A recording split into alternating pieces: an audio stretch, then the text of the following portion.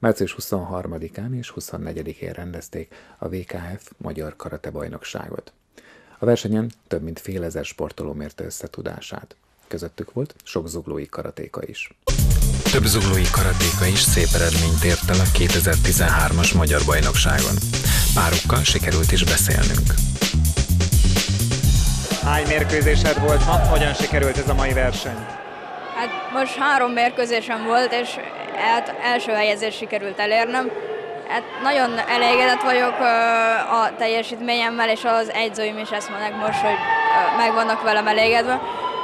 Hát az első mérkőzést azt 2-1 arányba tudtam megnyerni az egyik ellenfelem ellen. Aztán a második mérkőzésen szintén 2-1 arányban nyertem, és a döntőt pedig a csapattársam ellen, hát az 3-3 lett, és a bírók engem találtak jobbnak, és ezért én nyertem végül. Erre számítottál egyébként, vagy meglepett téged, és egy ilyen jó eredményt sikerült elérned? Hát reménykedtem benne, hogy sikerülni fog, de valamennyire azért meglepett, mert mostanában nem voltam ennyire jó formában, de most nagyon sikerült jól teljesíteni. Az, hogy az ember jó formában van, az mi múlik?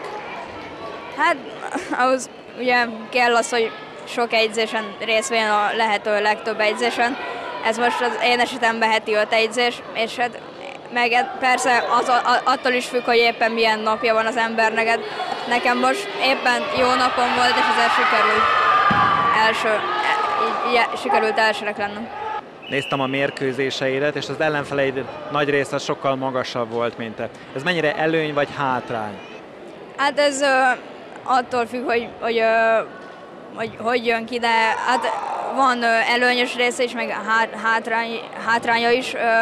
Hát a hátrány az leginkább az, hogy könnyebben fejbe tudnak rúgni, esetleg földre tudnak vinni dobásokkal, vagy lábsöprésekkel, viszont az előnye az pedig az, hogy gyorsabb technikáim vannak esetleg, mint az ellenfeleknek. Mi az, amiben te úgy érzed, hogy te vagy nagyon jó, tehát hogy mi a te erősséged?